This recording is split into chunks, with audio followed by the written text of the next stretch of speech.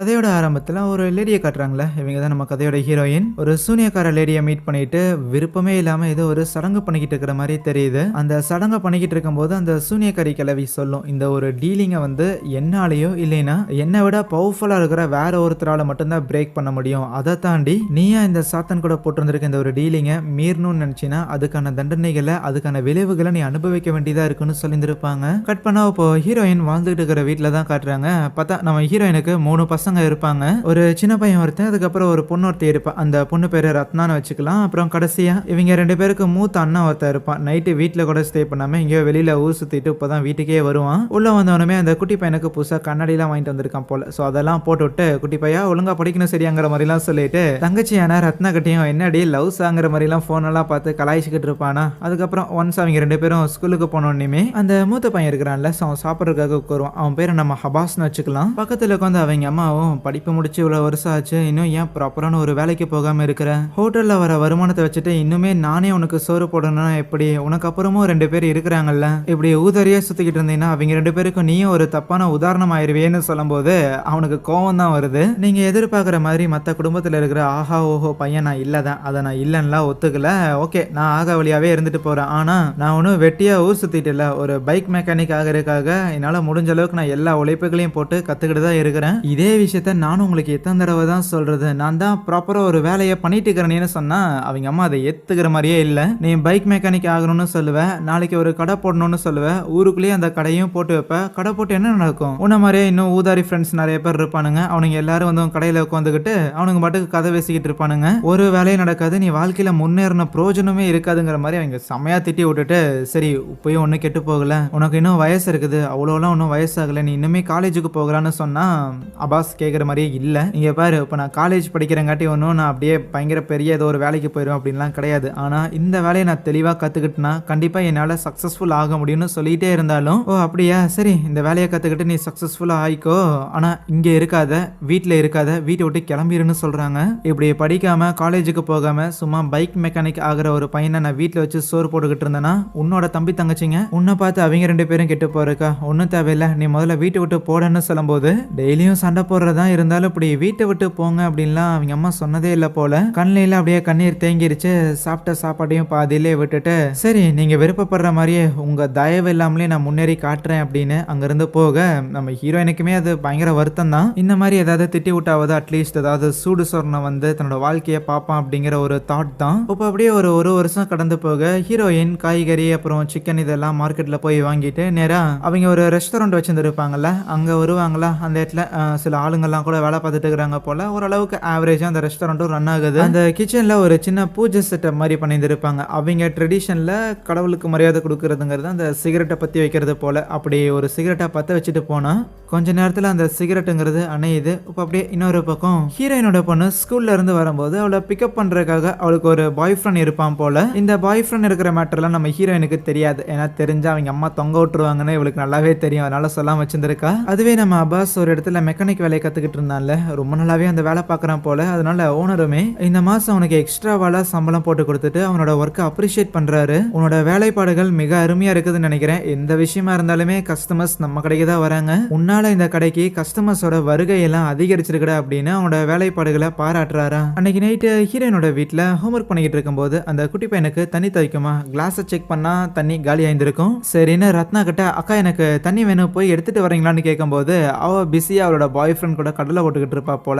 முடியாது, நீ போய் எட்டோடா அப்படிங்கிற மாதிரி சொல்லிடுற. சரின்னு அந்த குட்டி பையனும் கிளாஸ் எடுத்துட்டு கீழே வருவான். அப்போ கிச்சன்ல ஏதோ ஒரு கருப்பான ஒரு உருவம் ஒன்று போறத அவன் கவனிக்கிறானா. அதை பார்த்துட்டு அப்படியே ஸ்டன்னாய் ஸ்டெப்ஸ்லேயே நிற்கும் போது சடனா பின்னாடியில் ஒரு பேய் நிற்க, அவ்வளோதான் அலறி அடிச்சுட்டு வந்து அவங்க அக்கா கிட்ட சொல்றான். ஆனா அவன் இப்படி பயந்து இருக்கிறத பார்த்தோன்னுமே ரத்னா இருந்துகிட்டு, ஓகே வீட்டுல யாருமே இல்ல, சின்ன பையன் தனியா போறதுக்கு ஏதோ பயப்படுறான் போல, சின்ன பையன் தேவையில்லாம டென்ஷன் பண்றான் மயிலாடுங்கிற மாதிரி. அதுக்கப்புறம் அவ தண்ணி எடுக்க போயிருந்திருப்பாளா. அடுத்த நாள் காலையில ரத்னா அவங்க அம்மாவோட அந்த ரெஸ்டாரண்ட்டுக்கு போறதுக்காக தன்னோட பாய் ஃப்ரெண்டோட வண்டியில வந்து இறங்கி இருந்திருக்க. இதை நம்ம ஹீரோயின் உள்ள இருந்து பாத்தாடுறா. ஹீரோயினை பாக்குறதுக்காக உள்ள வரும்போது ஹீரோயின் கட் அண்ட் ரைட்டா சொல்லிடுறாங்க, பாரு உன பைக்ல கொண்டு வந்து விட்டவன் உன் ஃப்ரெண்டு மாதிரிலாம் தெரியல, பிளஸ் அவன் ஆளை பார்த்தாலே அதிக வயசுகிற மாதிரி தெரியுது, இந்த மாதிரி பெரிய பசங்க கூட சுத்துறது இது சரியில்லை உள்ள, உங்க அண்ணன் தான் சொல் பேச்சு கேட்காம ஒழுக்கமா இல்லாம உதாரியா போயிட்டான் அப்படின்னா நீயும் அந்த மாதிரி ஆகக்கூடாதுங்கிறங்காட்டி அதெல்லாம் சொல்றேன்னு சொல்லும்போது ரத்னாக்கெல்லாம் சரியான இரிட்டேஷன். சரி என்ன பண்ணி தொலைறது, அம்மாவா போயிடுச்சுங்கிற மாதிரி பொறுமையா அது எல்லாத்தையும் காது கொடுத்து கேட்டு கேட்டுட்டு அப்படியே ஒரு பேப்பரை நீட்டுவாளா. என்னன்னா ஸ்கூல்ல இருந்து கொடுத்துருந்துருப்பாங்க. பீஸ் ஓவர் டியூ இருக்குன்னு அதை பார்த்தோன்னே நம்ம ஹீரோனோட மூஞ்சி சோகமானாலுமே ஸ்டில் நேராக வீட்டுக்கு தானே போகிற இந்த முட்டையும் சிக்கனையும் நீ கொண்டு போய் சாப்பிடுங்க அப்படிங்கிற மாதிரி கொடுத்து அனுப்பி விட்டுட்டு ஏன் காலையிலேருந்து கடைக்கு யாரும் வரமாட்டேங்கிறாங்கிற மாதிரியே அப்படியே வெளியிலேயே வேடிக்கை பார்த்துக்கிட்டு இருந்தா வெளியில் போகிற லேடிஸ்லாம் நம்ம ஹீரோனோட கடையை கிராஸ் பண்ணும்போது ஒரு மாதிரி மூக்கில் கை வச்சுட்டுலாம் போகிறாங்க. ஆனால் அப்போ அந்த இடத்துல ஒரு நபர் அந்த கடையை கிராஸ் பண்ணும்போது அந்த நபரோட பெர்ஸ்பெக்டிவ்ல வந்து காட்டுறாங்க. இந்த கடை பயங்கர அழுக்கா தூசி படிஞ்ச மாதிரியும் கதவு பூட்டின மாதிரியும் இருக்கு. அந்த ஒரு நபர் நம்ம ஹீரோனோட கடையில் வேலை பார்க்குற ஒருத்தங்களுக்கு தெரிஞ்சவர் போல, யோ டெய்லி இங்கே தானே வாங்குவேன், இன்னைக்கு இங்கே எங்கேயோ போற அப்படிங்கிற மாதிரி அவரை கையை பிடிச்சி இழுத்துட்டு உள்ள வந்து அவரு கேட்பாரு, கடை உள்ளே எல்லாம் ரொம்ப அருமையா இருக்கு, இருந்தாலும் வெளியில இருந்து பார்க்கும்போது ஏன் ஒரு மாதிரி தூசி படிஞ்ச மாதிரி இருக்குதுன்னு கேட்டா அவர் அப்படியே சொன்னோன்னே நம்ம ஹீரோயினுக்கு சம்திங் ஏதோ டிஸ்டர்ப் ஆகுது.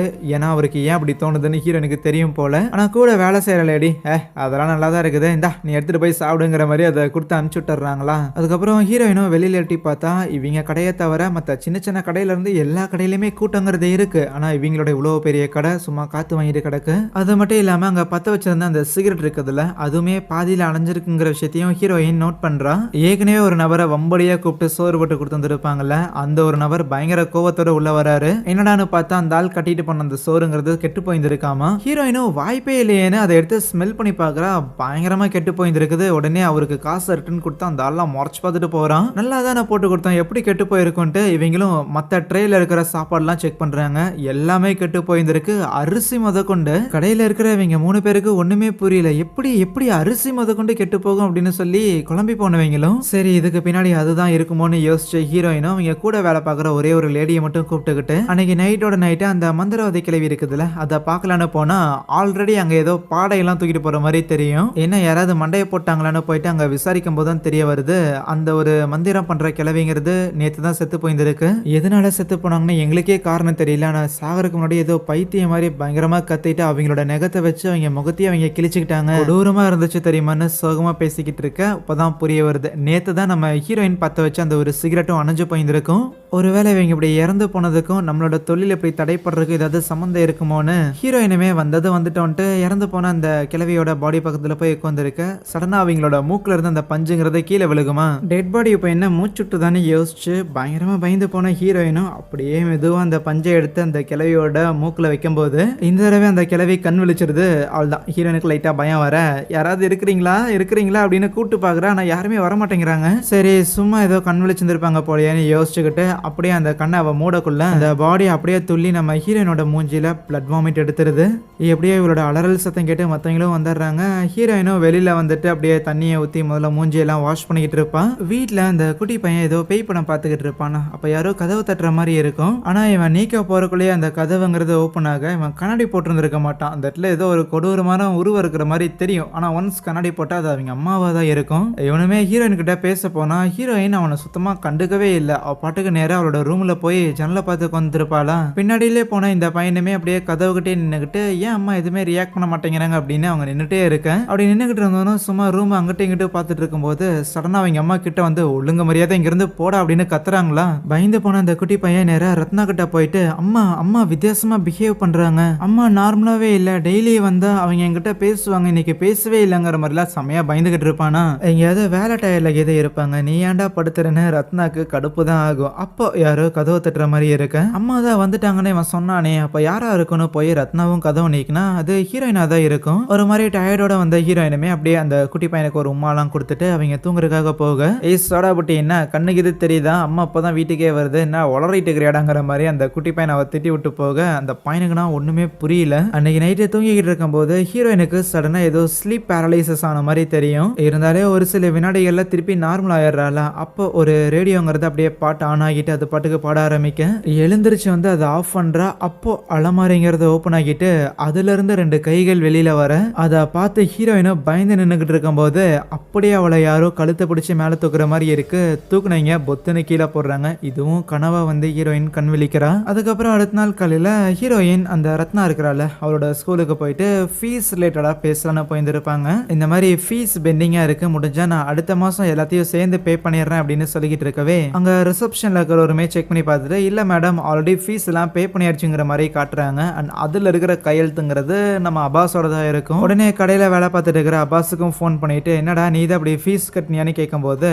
ஆமா சம்பளம் வந்துச்சு, கொஞ்சம் அதிகமாவே இருந்தது, இவளுக்கும் அப்படியே ஏதோ ஃபீஸ் கட்டணும் அப்படின்னு கேள்விப்பட்டேன், அதனால தான் பே பண்ணேன்னு சொல்லும்போது அவங்க அம்மா அப்பயுமே வேலை பார்க்குறதுலாம் சரிதான், நியாயமான வேலையாக இருந்தால் சரிதாங்கிற மாதிரி சொல்லி ஃபோனை கட் பண்ணுறாங்க. அன்னைக்கு வீட்டை விட்டு துரத்தி விட்டுட்டு இன்னைக்கு காசு கொடுக்குறாங்கிற காரணத்துக்காக இழிச்சுக்கிட்டு பேசினா நம்மளை அவன் கேவலமாக நினச்சிருவானோ அப்படின்னு நினச்சிட்டு ஹீரோயின் இப்பயுமே ரூடாக தான் பேசியிருக்காங்கன்னு நினைக்கிறேன். அதுக்கப்புறம் ஹீரோயின் நேராக கடைக்கு போகும்போது அப்போ ஒரு லேடி வந்துட்டு என்ன மேடம் இன்னைக்கு கடை ஓப்பன் பண்ணலையான்னு கேட்கக்குள்ள இல்லையே அதெல்லாம் நீக்கி இருந்துச்சு, ஏன் இவளுங்க இது நீக்கலையா அப்படிங்கிற மாதிரி யோசிச்சுட்டு ஹீரோயின் காரை விட்டு இறங்கினா அங்க கடை முன்னாடி ஏகப்பட்ட எலிகள் இருக்குது. பிளஸ் நம்ம ஹீரோயினுக்குமே கடையில இருந்து செம்மையா கப்பு வர மாதிரிலாம் தோணும். ஆனா அதுவே கடைக்குள்ள பார்த்தா அந்த வேலை செய்யற லேடிங்க எல்லாருமே நிறைய கஸ்டமர்ஸ் வந்திருக்காங்க அப்படின்னு சொல்லிட்டு பயங்கர பிஸியா வேலை பார்த்துக்கிட்டு இருப்பாங்களா. ஹீரோயினும் உள்ள வரும்போது அங்க ஏகப்பட்ட பேர் சாப்பிட்ற மாதிரி அவளுக்கும் தெரியுது. ஆனா அது எல்லாமே பேய்களா இருக்கு. சடனா ஹீரோயினும் சுயநினைக்கு வரா, இப்போ எல்லாமே நார்மலா தான் இருக்கு. பட் ஏகப்பட்ட சோறு சமைச்சு அங்க இருக்கிற எல்லா டேபிளையும் அடுக்கி வச்சிருந்திருக்காங்க. கூட வேலை பார்க்குற லேடியெல்லாம்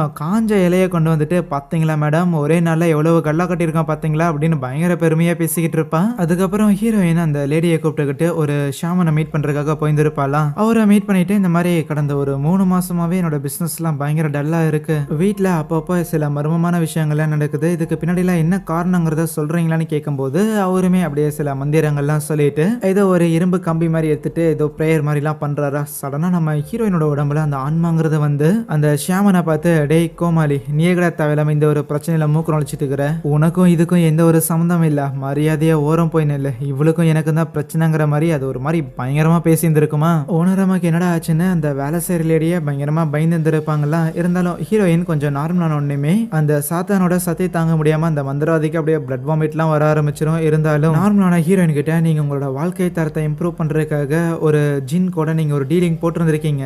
ஆனா அந்த டீலிங் நீங்க போட்டிருக்கும் போது அந்த ஜின்னுக்கு நீங்க கொடுக்க வேண்டிய விஷயங்களை தவறாம கொடுத்துக்கிட்டே இருக்கணும். அப்படி நீங்க எதையோ மிஸ் பண்ணியிருந்திருக்கீங்க. ஆனா நீங்க ஏற்கனவே காலம் கடந்து வந்திருக்கிற காரணத்தால இனிமேலும் நீங்க அந்த ஆஃபரிங்க கொடுத்தாலும் எதுவும் வேலைக்காகாது. யார் உங்க மேல இந்த ஒரு ஜின்னை ஏவி விட்டாங்களோ அவங்கள நீங்க போய் பார்க்கணும், இல்லனா அந்த ஒரு நபரோட பெட்டரா ஸ்ட்ராங்கா இருக்கிற வேற ஒரு மந்திரவாதியை பார்க்கணும், இங்க இருக்காதீங்க போயிருங்க அப்படின்னு சொல்லி விரட்டி விடுறான். மறுபடியும் அந்த சூனியக்காரி கிழவி வீட்டுக்கு தான் போறாங்க. அங்க போய் ஏதாவது பிரோஜனமா கிடைக்குமான்னு பாக்குறதுக்கு வெளியே இருந்து பார்த்தா வீடு பூட்டி இருக்கிற மாதிரி இருக்கும். இருந்தாலும் ஹீரோனுக்கு மட்டும் உள்ள யாரோ இருக்கிற மாதிரி தெரிய சரி இரு நான் என்னன்னு பார்த்துட்டு வரேன்ட்டு அந்த கூட வேலை செய்யற லேடி அங்கேயே நிறுத்த வச்சுட்டு ஹீரோயின் உள்ள போனா அங்க வீட்டுக்குள்ள யாரும் இல்ல. இருந்தாலும் இவ யாரோ இருக்கிற மாதிரி பார்த்துருப்பாங்கல்ல, அதனாலேயே அதே இடத்துல கொஞ்ச நேரம் வெயிட் பண்ணிட்டு இருக்கும் போது அப்போ பின்னாடி ஒரு கொடூரமான ஒரு கருப்பு கலர் உருவம் வர அதை பார்த்து ஹீரோயின் பயங்கரமா அலறா. இன்னொரு பக்கம் ரத்னாவோட பாய் ஃப்ரெண்ட் கூட அவன் ஸ்டே பண்ணியிருக்க ரூமுக்கு போயிருந்திருப்பாள. ஸோ அங்க ஏதோ திங்ஸ் எடுத்துட்டு இருக்கும் போது அப்போ அந்த ரத்னாவோட பாய் ஃப்ரெண்ட் அப்படியே ரொமான்ஸ் பண்றங்கிற பேர்ல கொஞ்சம் எல்லாம் மீறக்குள்ள இவளுக்கு கோவம் வந்துடும். அவனை அப்படியே தள்ளி விட்டுட்டு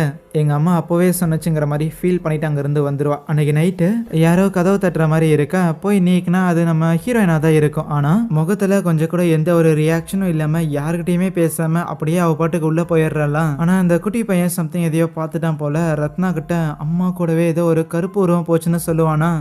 வளராதரா அப்படின்னு ரத்னா அதை கண்டுக்கல. பட் இருந்தாலும் பாத்ரூம்குள்ள இருந்து ஏதோ தண்ணி ஊத்துற மாதிரி சத்தம் கேட்டுக்கிட்டே இருக்க இவளும் போய் பாக்குறா. பார்த்தா அந்த இடத்துல ஹீரோயின் தண்ணி எடுத்து மேல ஊத்திக்கிட்டே இருக்கிறா. பிளஸ் அவளுக்கு பின்னாடி அந்த ஒரு பேய் இருக்கிறது அந்த குட்டி பையன் கவனிக்கிறான். இருந்தாலும் ஹீரோயின் ஏன் அம்மா அப்படி பண்றாங்க அப்படின்னு சொல்லிட்டு அந்த மக்க கையில வாங்கலான்னு போகும்போது தான் ஹீரோனோட கை ஃபுல்லாவுமே ஏதோ ரேஷஸ் வந்த மாதிரி தீக்காயம் பட்ட மாதிரி கை ஃபுல்லாவுமே ஒரே காயங்களா இருக்கு. அதுக்கப்புறம் ஹீரோயினோட தீக்காயங்களுக்கு மருந்தெல்லாம் போட்டுட்டு அவளுக்கு சாப்பாடு ஊட்டி விட்டுட்டு இருக்கும்போது ஒரே ஒரு வாய் தான் சாப்பிட்டு இருந்திருப்பா. அப்படியே அந்த இடத்துல பிளட் வாமிட் எடுக்கிறாளா. அவள் தான் பயந்து போன அந்த ரத்னாவும் அவங்க அண்ணனுக்கு கால் பண்ணக்குள்ள அந்த நாய் ப்ரேயர் பண்ணிக்கிட்டு இருப்பான். ஸோ அதனாலே மொபைல் எடுக்க மாட்டானா. ரத்னாக்கு என்ன பண்றதுன்னு தெரியல. போதாத குறைக்கு அந்த சின்ன பையனும் பேரலைஸ் ஆன மாதிரி பெட்ல அப்படியே படுத்துக்க. அப்போ கரண்ட்டும் கட் ஆகுது. மின்னல் அடிக்கிற வெளிச்சத்துல அந்த இடத்துல பேயுமே இருக்கு. ஆனா அதை ரத்னா பார்க்கல. அவங்க அம்மாவுக்கு என்னாச்சுன்னு தெரியல, தம்பிக்கு என்னாச்சுன்னு தெரியல, செம்மையா குழம்பிந்து இருக்கும் போது அதுக்கப்புறம் அவங்க அண்ணன் கால் பண்ணுவான். அப்பாஸ் கிட்ட உடனே இப்படி அம்மா வந்து வாமிட் எடுக்கிறது பிளஸ் இந்த பையன் வந்து ஏதோ படுத்த படுக்கையே கிடக்குறான், என்ன நடக்குதுன்னு தெரியலன்னு புலம்பி தள்ளுனா. சரி பொறுமையாரு, பக்கத்து வீட்டுல ஒரு ஆன்ட்டி இருப்பாங்கல்ல, அவங்கள போய் உதவிக்கு கூப்பிட்டு நானுமே சீக்கிரம் வரேன்னு சொல்லுவானா. சரின்னு அவங்க 2 பேரையும் அங்கேயே விட்டுட்டு பக்கத்து வீட்டு ஆன்ட்டி கிட்ட உதவிக்காக போகும்போது கரெக்டா அப்பாஸும் வந்துடுவான் வீட்டுக்கு. அந்த ஆன்ட்டி, அப்பாஸ், ரத்னா அப்படின்னு 3 பேருமே அந்த குட்டி பையனையும் ஹீரோயினையும் பாக்குறதுக்காக ரூம்குள்ள வந்தா 2 பேருமே ரூம்ல காணோம். எங்கடா போனாங்கன்னு பதட்டத்துல வெளியில வந்தா மறுபடியும் பாத்ரூம்ல சத்தம் கேட்க போய் பார்த்தா ஹீரோயின் ஏதோ பேய் மாதிரி நின்னுகிட்டு அந்த குட்டி பையன் மேல பச்சை தண்ணி ஊத்திக்கிட்டு இருப்பாளா. இவங்கெல்லாம் பயங்கரமா பயந்துருவாங்க. இருந்தாலும் ஒன்னும் இல்லடின்னு சொல்லி பொறுமையா ஹீரோயினை படுக்கைக்கிறதுக்காக கூட்டிட்டு போக அப்படி அடுத்த நாள் காலையில் ஆகுது. ஹீரோயினோட உடம்புல அந்த தீக்காய மாதிரியான காயங்கள் நிறையவே இருக்கு. அவ இன்னும் பேசல, இருந்தாலும் ஓகே ஓரளவுக்கு நார்மலா தான் இருக்கிறா. அப்பாஸுமே ஓகே நீ நான் வீட்லயே ஸ்டே பண்றேன்னு சொல்லிட்டு இவங்களுக்கு ஃபுட் வாங்குறதுக்காக வெளியில போவானா. கொஞ்ச நேரம் கழிச்சு அந்த ரத்னாவோட மொபைலுக்கு ஒரு மெசேஜ் வரும். பார்த்தா அவளோட பாய் ஃப்ரெண்டா தான் இருக்கும். வெளியில நிக்கிறங்கிற மாதிரி மெசேஜ் அனுப்பியிருந்திருப்பான். சரின்னு ரத்னாவும் வெளியில போனவ இனி பாரு உனக்கும் எனக்கு எல்லாம் முடிஞ்சிச்சு, ஒழுங்கு மரியாதை கிளம்புற வழியை பாடுறான்னு சொன்னான். அவனும் முடிஞ்ச அளவுக்கு இந்த ரிலேஷன்ஷிப்பை மெயின்டைன் பண்றதுக்காக என்னென்னமோ அந்த பெல்ட்டிலாம் அடிச்சு பாக்குறான். எதுக்குமே ரத்னா மடங்குற மாதிரி தெரியல. வேற வழி இல்லாம இறுதி ஆயுதமா பிளாக்மெயில கையில எடுக்கிறான். அவங்க 2 பேரும் கிஸ் பண்ணிட்ட மாதிரியான ஒரு இமேஜை காமிச்சு இப்போ என் கூட இந்த ரிலேஷன்ஷிப்பை கன்டினியூ பண்ணினா உங்க அம்மா கிட்ட நான் அதை காமிச்சிருங்கிற மாதிரி மிரட்டக்குள்ள கரெக்டா அப்பாஸ் வீட்டுக்கு வந்துடுறான்னா. ஸோ இவன் அப்படி பஞ்சாயத்து பண்ணிட்டு இருக்கிறது பார்த்தோன்னே வந்து மூஞ்சி மேலே 4 வைக்கிறான். மகனே நீ எங்கேயாவது வீட்டு பக்கம் பார்த்தோன்னா கை காலை உடச்சிரும் பாரு அப்படின்னு அவனை திட்டி அனுப்பிவிட. ஸோ அதுக்கப்புறம் ஹீரோயின் கிட்ட போயிட்டு எல்லாரும் பேசும்போது இப்போ கொஞ்சம் நம்ம ஹீரோயின் சுயநினைவுல இருக்கிறா. 1 வருஷம் கழிச்சு பையன் திருப்பி வீட்டுக்கு வந்திருக்கான் அப்படின்னு நினைக்கும் போதும் எனக்கு ரொம்ப சந்தோஷமாவும் இருக்குது. பிளஸ் அப்பதான் சில விஷயத்தையும் சொல்றாங்க. என்னன்னா ஹீரோயின் அவளோட பசங்க எல்லாருமே சின்ன குழந்தைங்களா இருக்கிற டைம்லயே அவங்களோட ஹஸ்பண்டை இழந்திருப்பாங்க. 3 குழந்தைங்க இருக்கிறாங்க. எப்படி 3 பேரையுமே வளர்த்த போறோம் அப்படின்னு ஹீரோயினுக்கு ஒரு பெரிய கேள்விங்கிறது இருந்திருக்கும். ஸோ அதனால எங்கேயாவது தப்பா வளர்த்திருமோங்கிற பயத்திலேயே இவங்க 3 பேரையும் நல்லா படிக்க வைக்கணுங்கிற காரணத்துக்காக தான் ஹீரோயின் அந்த ஒரு மந்திரவாதி லேடி கிட்ட போய் ஜின் கூட அந்த ஒரு டீலிங்கை மேக் பண்ணியிருந்திருப்பாங்க. அவங்க கடை வந்து நல்லபடியா ரன் ஆகணும்னு. அந்த ஒரு விளைவால தான் இப்போ எனக்கு இதெல்லாமே நடந்துகிட்டு இருக்குது. என்ன மாதிரியே வாழ்க்கையில ஒரு நல்ல லைஃபை வாழ்றதுக்காக குறுக்கு வழியை தேர்ந்தெடுத்து இந்த மாதிரி ஜின் கூட எல்லாம் நீங்க டீல் போடக்கூடாதுன்னு சொல்லி தான் உங்களோட வாழ்க்கையை நீங்களே பார்த்துக்கிற அளவுக்கு உங்களை திறமைசாலியை வளர்க்கணும்னு நான் நினைச்சேன் அப்படின்னு சொல்லி ஃபீல் பண்ணி இதெல்லாம் சொல்லக்குள்ள அப்பதான் ஹபாஸுக்கும் ரத்னாவுக்கும் புரியுது. ஸோ எதுக்கு அவங்க அம்மா வந்து இவ்வளவு கண்டிப்பா நம்ம கிட்ட இருந்துட்டாங்க அப்படின்லாம் நினைச்சு ஹபாஸ்லாம் பயங்கரமா ஃபீல் பண்றான். ஆனா அப்ப அந்த குட்டி பையனுக்கு யாரோ உள்ள வர மாதிரி தெரியுமா. என்னடான்னு ஹபாஸும் வெளியில போய் பாக்குறான். ஆனா சடனா கதவு சாத்திக்குது. ஹீரோயினோட உடம்புல மறுபடியும் அந்த ஜின் வந்துட்டு கீழே இறங்கிலாம் கத்திக்கிட்டு இருக்கும் போது அந்த ரத்னா அவங்க அம்மாவை தடுக்க ட்ரை பண்ணா அவளையே தூக்கி எரிஞ்சிட்டு ஹீரோயின் அங்க இருக்கிற பொருட்கள் எல்லாத்தையுமே வந்து கலைச்சு விடுறா. அது மட்டும் இல்லாம அப்படியே உடம்பெல்லாம் வந்து பயங்கரமா எரிய ஆரம்பிக்கிறது போல. தலையை கொண்டு போய் ஜன்னல்ல எல்லாம் வேக வேகமா முட்டி அப்படியே ரத்தம்லாம் வந்துகிட்டு இருக்கேன். வெளியில இருக்கிற அப்பாஸால கதவை நீக்கவே முடியல. அவனும் எவ்வளவோ நீக்கிறதுக்காக முயற்சி பண்றான். அப்புறம் எப்படியோ கஷ்டப்பட்டு அவன் கதவையும் ஓபன் பண்ண ஹீரோயின் அந்த ஜன்னல்ல மாங்குன்னு அச்சிருந்திருப்பால. அதுல இருந்து ஒரு கிளாஸ் எடுத்து அப்படியே அவளோட கை காலையெல்லாம் கிழிச்சுக்க ஆரம்பிக்கிறான். அதோட அவன் நிறுத்தல. பசங்களே அட்டாக் பண்ண வரும்போது எப்படியோ அப்பாஸ் தன் தங்கச்சியும் தம்பியும் கூட்டிட்டு வெளியில வந்துடுறான். இருந்தாலும் அந்த ரத்னாவோட கால் இருக்குதுல அதுல அவங்க அம்மா ஒரு கோடு இழுத்துட்டு இருந்திருப்பா போல. வழியில பயங்கரமா துடிச்சுக்கிட்டு இருப்பா. அதுக்கப்புறம் கொஞ்ச நேரம் கழிச்சு அவங்க அம்மா சாந்தி ஆனதுக்கு அப்புறம் உள்ள போறாங்க. அந்த எட்ல கை கால் எல்லாத்தையும் கிழிச்சிருந்துருப்பாங்கல்ல. சுயநினைவோட வலிக்குதே அப்படின்னு ஒரு மாதிரி மயக்கத்தோட உட்காந்துருப்பாங்க. ஸோ பசங்க தான் ஹீரோயினை பெட்ல தூக்கி வச்சுட்டு அவளுக்கு காயங்கள்லாம் ஏற்பட்டு இருந்திருக்குல்ல அது எல்லாத்துக்கும் மருந்தெல்லாம் போட்டு ரத்தத்தெல்லாம் தொடச்சி எடுத்துக்கிட்டு இருப்பாங்களா. அதுக்கப்புறம் அதே ரூம்ல பாயெல்லாம் விரிச்சிட்டு அப்படியே ப்ரேயர் பண்ண ஆரம்பிக்க அப்போ ஹீரோயின் பயங்கரமா கத்த ஆரம்பிக்கிறான். சோறு போடு நான் நேத்துல இருந்து சாப்பிடவே இல்லைங்கிற மாதிரி கத்திக்கிட்டே இருக்கும்போது இவங்களும் எவ்வளவோ கண்ட்ரோல் பண்ண முயற்சி பண்ணியுமே சுத்தமா முடியல. காலையில பண்ண மாதிரி எங்கேயாவது தன்னோட உடம்பையே எங்கேயாவது காயப்படுத்திக்க போறாங்கன்ட்டு ஒரு கயிறை எடுத்துட்டு வந்து ஹீரோனோட கையையும் காலையும் வந்து கட்டி போட்டு வச்சிடறாங்களா. அதுக்கப்புறம் அன்னைக்கு நைட்டு வாக்குல அந்த ஹபாஸுக்கு தெரிஞ்ச நிறைய பேரை இன்வைட் பண்ணிட்டு ரூம்ல ஒன்னா சேர்ந்து குரூப்பா ப்ரேயர் பண்ண ஆரம்பிக்கிறாங்க. அவங்க ப்ரேயர் பண்ண ஹீரோயினுக்குள்ள இருக்கிற அந்த ஜின்னுங்கிறது வெளியில வந்துட்டு பயங்கரமா அந்த இடத்துல கத்திக்கிட்டு இருக்குதா. ஆனா ஒரு பாயிண்ட்ல அந்த ப்ரேயர் பண்றவங்களெல்லாம் பார்த்து ஏன்டாடே நான் இவ்வளவு நேரம் கத்திக்கிட்டு இருக்கிறதுங்கிறது உங்க புக்கில் இருக்கிற வசனங்களை நீங்க படிக்கிற காரணத்தாலையாடா போங்கடா நொன்னைங்களா. நீங்க பண்ற இந்த எந்த ஒரு ப்ரேயரும் உங்களோட வசனங்களும் என்னை ஒன்னும் பண்ணாதுன்னு சொல்லிக்கிட்டு இருக்க. என்னடா இது இந்த அளவுக்கு மூர்க்கமா இருக்குதுன்னு அவங்க எல்லாம் பயப்பட்டாலும் அதுல ஒரே ஒரு நபர் மட்டும் நம்பிக்கையை இழக்காம தொடர்ந்து மந்திரங்கள்லாம் சொல்ல ஆரம்பிச்சான். மந்திரங்கள் எல்லாம் அந்த வசனங்கள்லாம் சொல்ல ஆரம்பிச்சா அப்படியே அந்த ஆளையே ஏர்ல தூக்க விடாம அந்த நபரா இருக்கட்டும் கூட இருக்கிறவங்களா இருக்கட்டும் எல்லாரும் அந்த வசனங்கள்லாம் சொல்லிட்டே இருக்கும்போது அப்படியே அந்த ஆளை தூக்கி அங்க செவுத்துல அடிக்குது. செவுத்துல இருந்த ஹேங்கர்ல அவரோட கண்ணையே தொலைச்சிருந்திருக்கும் போல. அவ்வளவுதான் பயத்துல இருக்கிற எல்லாரும் அங்கிருந்து போக வேற வழி இல்லாம இப்போதைக்கு ரூம்குள்ள ஹீரோயினை கட்டி போட்டு வச்சிருந்திருப்பாங்களா. ஹே பசங்களா என்ன வெளியே விடுங்க, எதுக்கு அம்மாவை இப்படி பண்றீங்கிற மாதிரி உள்ள இருந்து அவங்க கத்தி புலம்பிக்கிட்டே இருப்பாங்க. என்ன பண்றதுன்னு தெரியாம இவங்க 3 பேரும் சோகமா இருக்கும்போது அப்போ யாரோ கால் பண்றாங்க. அது அந்த பக்கத்து வீட்டு ஆன்ட்டியா தான் இருக்கும். ஹீரோயின் கூட கடையில வேலை பார்ப்பாங்கல்ல, அதே ஆன்ட்டி தான் இந்த மாதிரி உங்க அம்மாவுக்கு என்ன பிரச்சனை எனக்கு தெரியும், அதை குணப்படுத்துறதுக்காக நாளைக்கு காலையில எல்லாரும் தயாரா இருங்க, நான் ஒரு நபரை மீட் பண்ணியிருக்கேன், கண்டிப்பா போய் அவரை பார்க்கலாங்கிற மாதிரி எல்லாம் நம்பிக்கை கொடுக்குறாங்களா. அதுக்கப்புறம் அந்த ஆன்ட்டி எங்கேயோ இருந்து திருப்பி அவங்க வீட்டுக்கு வரும்போது அவங்க வீட்டுக்கு முன்னாடி ஏதோ ஒரு பேய் இருக்கு.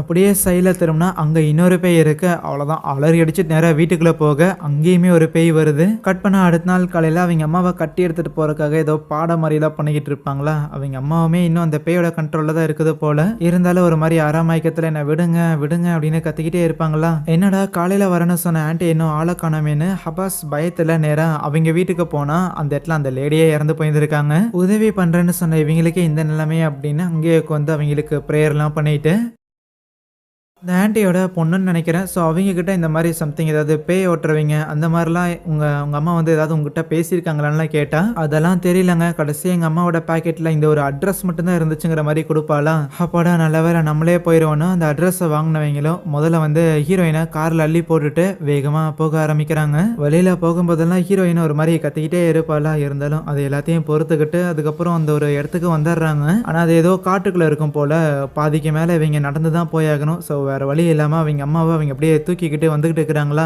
இருட்டவே ஆரம்பிச்சிருது. அந்த இடத்துல தொழுகிறதுக்கான ஒரு மடம் இருக்கிறதையும் அவங்க கவனிக்கிறாங்க. சரி டைம் ஆயிடுச்சு, இந்த இடத்துல நின்று அல்லாவுக்கு ஒரு பிரேயரை போட்டுருவோம், அப்பதான் அல்லா நமக்கு உதவி பண்ணுவாருன்னு சொல்லிட்டு அந்த மடத்துல அவங்க பிரேயர் பண்ண ஆரம்பிப்பாங்களா. அப்படி அந்த பிரேயருக்கு நடுவில் அந்த குட்டி பையன் லைட்டா திரும்பி பார்த்தா பின்னாடி அவங்க அம்மா கிட்ட அந்த ஒரு ஆன்மா இருக்கிறத அவன் கவனிக்கிறான். அவ்வளவுதான், பயத்துல அந்த பிரேயர்லாம் முடிகிற வரைக்குமே தலையை கீழே வச்சவன் தலையை அதுக்கப்புறம் எடுக்கவே இல்லை. அப்புறம் எல்லாரும் ஒன்ஸ் பிரேயரை முடிச்சதுக்கு அப்புறம் திரும்பி பாக்குறாங்க. அங்க அவங்க அம்மாவை காணும். அடங்கப்பா எங்கடா போனாங்கன்னு தேடுறதுக்காக இருக்கிற எல்லாருமே டார்ச் லைட் எடுத்துக்கிட்டு தனித்தனியா பிரிஞ்சு போறாங்களா. அப்படி ஹபாஸ் கூட வேலை பார்க்குற 2 பேரும் உதவிக்காக வந்திருப்பானுங்க. அவனுங்க நம்ம ஹீரோயினை கண்டுபிடிக்கக்குள்ள அவன் என்னன்னா சடனா அங்க இருக்கிற ஒரு மூங்கில் குச்சி எடுத்து கழுத்துலையும் கண்ணுலையும் இறக்கி 2 பேரையும் அதே இடத்துல சாகடிக்கிறாளா. அந்த வழியா ஏதோ சத்தம் கேட்குதுன்னு ஹபாஸும் அப்பாஸ் கூட அவனோட இன்னொரு ஃப்ரெண்டும் வருவாங்களா. வந்துட்டு இப்படி 2 பேரும் இறந்து கிடக்கிறத பார்த்தோன்னே அவங்களாலே நம்ப முடியல. என்னடா நடந்துச்சுன்னு இறந்து போன அந்த ஃப்ரெண்டை பார்த்து அப்பாஸ் ஃபீல் பண்ணிட்டு இருக்கும் போது அப்ப பின்னாடி அப்பாஸ் கூட இன்னொரு ஃப்ரெண்டு வந்தான்ல, அவன் கழுத்தை நம்ம ஹீரோயின் நெரிக்கிற மாதிரி தெரிய அப்பாஸ் திரும்பி பார்த்தா அந்த ஒரு ஃப்ரெண்டையும் காணும். டே மாமா எங்கடா போனேன்னு அந்த ஃப்ரெண்டு பையனை தேடி வரும்போது அவனுமே ஒரு இடத்துல அந்த மூங்கிலால குத்தப்பட்டு இறந்து கிடப்பான். ஒரே நேரத்துல தனக்கு உதவி பண்ண வந்த 3 நண்பர்களையும் இப்படி இழந்துட்டோன்னு சொல்லி பயங்கரமா அந்த இடத்துல அழுது புலம்பிக்கிட்டு இருப்பானா. அதுவே இவனுங்க தொழுது அதே இடத்துலதான் ரத்னாவும் அந்த குட்டி பையனும் இருப்பாங்க. அங்க நம்ம ஹீரோயின் வர மாதிரி இருக்க அம்மா தானா இல்ல அந்த ஜின்னா அப்படிங்கிற பயத்திலேயே தான் கிட்ட போவாங்களா. அவள்தான் ஹீரோயின் கொடூரமா சிரிக்கும் போது உயிரை கையில பிடிச்சிட்டு இவங்க ஓடிக்கிட்டு இருக்க ஒரு பாயிண்ட்ல அந்த குட்டி பையன் தறிக்குட்டி கீழே விழுந்தா அந்த குட்டி பையனை போட்டு தள்ள போகும்போது கரெக்டா அப்பாஸ் உள்ள வந்து அவங்க அம்மாவை தடுக்கிறான். இருந்தாலும் விட்டா ஹீரோயின் தன்னோட பையனையே போட்டு தள்ளுற மாதிரி தெரிய அப்போ அங்க வந்த ஒரு மந்திரவாதி நம்ம ஹீரோயினை கண்ட்ரோல் பண்றாரு. அவரை மீட் பண்றதுக்காக தான் அவங்க வந்திருக்காங்க போல. ஸோ அதுக்கப்புறம் அவருமே ஹீரோயினை அவரோட இடத்துக்கு கூட்டிட்டு போயிட்டு இந்த மாதிரி சொல்றாரு, ஆக்சுவலி இந்த பாடிங்கிறது உங்க அம்மாவோட தான், ஆனா இந்த உடம்புக்குள்ள இருக்கிற இந்த ஒரு சோலுங்கிறது ஆல்ரெடி அந்த ஜின் டேக் ஓவர் பண்ணிருச்சு, இந்தாங்க பிடிங்க அப்படின்னா அவங்க கையில சம்திங் இதையே ஊற்றி விட்டு அதை வச்சு ப்ரேயர் பண்ண சொல்ல அவங்களும் ப்ரேயர் பண்ணி கண் விழிக்கிறாங்க.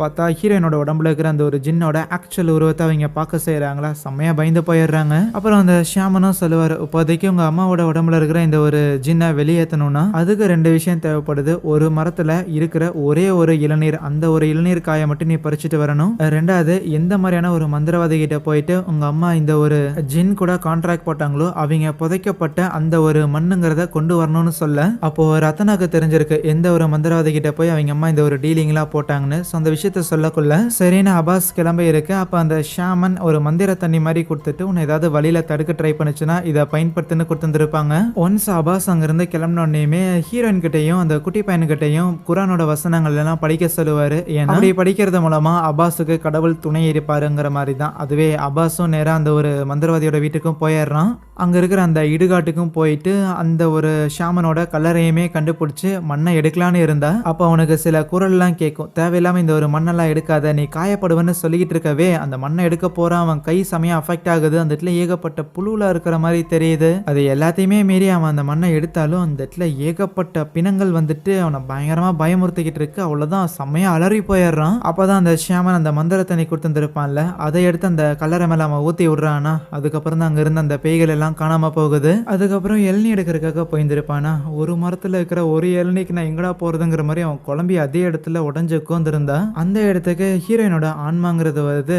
அந்த ஆன்மா தான் பையனுக்கு அந்த இளநீ எங்க இருக்குதுன்னு காட்டி கொடுக்க, அதுவே இங்க ஹீரோயினோட உடம்புல இருக்கிற அந்த ஒரு ஜின்னுங்கிறது அப்படியே எந்திரிச்சு அதோட முகம் எல்லாம் பயங்கர கொடூரமா மாறுது. அந்த ஷியாமனை பார்த்தும், இங்க பாரு, உனக்கு இதுக்கு எந்த ஒரு பிரச்சனையும் இல்ல, மரியாதையா ஒதுங்கி நில்லுன்னு சொல்லிட்டு இருக்கவே ஆப்வியஸா அவர் கேட்குற மாதிரி இல்ல. அப்படியே அந்த பேய் அச்சு தள்ளி விடுவாரா. ஆனா அந்த பேய் என்னன்னா திருப்பி எந்திரிச்சு சக்கராசனம்லாம் போட்டு அப்படியே அந்த ஷியாமனை அச்சு தூக்கி எறிஞ்சதும் அப்படியே அந்த இடத்துல ஒரு வித்தியாசமான ஒரு டான்ஸ் ஒன்று போடணும் பார்க்கணும். ஒரு மார்க்கமா அது டான்ஸ் ஆடிக்கிட்டு இருக்குமா. இவரும் அசராம அப்படியே ஒரு கத்தி எடுத்து அது கூட சண்டை போட ஆரம்பிச்சா. அந்த கத்திக்கு அந்த பேய் பயப்படுற மாதிரியே இல்லை, ரொம்ப அசால்ட்டா அப்படி இப்படி எஸ்கேப் ஆகி அவரோட காலில் கையிலாம் பயங்கரமா கட்சி வைக்க அந்த ஆள் அப்படியே தூக்கி எறிவானா. வெளியில போய் விழுந்ததும் அப்படியே கிடக்கும் அது பாட்டுக்கு. ஏன்னா பவர் முடிஞ்சிருச்சான்னு அந்த ஆள் கிட்ட போனா அப்படியே அவனை கீழே தள்ளி விட்டு மறுபடியும் அவனை கடிக்கிறதுக்கு பார்க்க அந்த கத்தி எடுத்து வாயில முட்டு கொடுத்துட்றாரு. ஆனா வாயில கொடுத்த அந்த கத்தி எடுத்து அவன் நெஞ்சில இறக்கி விட, ஸோ இப்போ அவ்வளோதான். அவனை படுக்க போட்ட கையோட அந்த கத்தி எடுத்துட்டு வந்து வீட்டுக்குள்ள இருக்கிற இந்த 2 பேரையும் காலி பண்ணலான்னு இருந்தா. அப்போ அந்த குட்டி பையன் ஒரு மாதிரி அழுதுகிட்டே அவங்க அம்மா கிட்ட,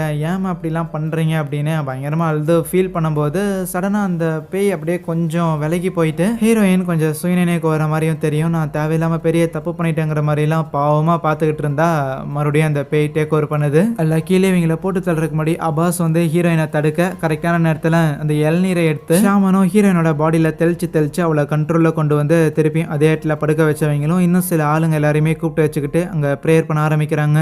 கொஞ்ச நேரம் கழிச்சு அவங்க அம்மா அந்த ஜின் பாடி விட்டு போயிட்டு அவங்க அம்மா சுயநினைவுக்கு வர மாதிரியும் அங்க இருக்கிற பசங்களெல்லாம் பார்த்து சந்தோஷப்பட்டுக்கிட்டு அபாஸ் கிட்ட இந்த மாதிரி இனிமேல் நீ தாண்டா உன்னோட தம்பி தங்கச்சிங்களெல்லாம் பார்த்துக்கணும்னு சொல்லக்கொள்ள, இல்லம்மா அப்படி மட்டும் சொல்லாதீங்க ப்ளீஸ், நான் அவங்கள பார்த்துக்கிறேன், ஆனால் அதே நேரத்தில் நீங்களும் எங்க கூட இருந்தே ஆகணும்னு அவன் சொல்லிட்டே இருந்தாலுமே அந்த இடத்துல அவங்க அம்மாவோட உயிருங்கிறது பெரியுது. கட் பண்ணா ஒரு ரெஸ்டாரண்ட்ல உட்காந்துட்டு அந்த குட்டி பையன் படிச்சுக்கிட்டு இருக்கிறானா. இப்போ அபாஸ் தான் கடை எடுத்து நடத்துறான் போல, இருந்தாலும் சமைக்கிற வேலையில அபாஸோட தங்கச்சியான ரத்னாவும் பங்கேற்க, ஆனா அவளோட பாடியில அந்த ஜின் இருக்கிற மாதிரி காமிச்சு அங்கே இந்த ஒரு படத்தையும் முடிக்கிறாங்க.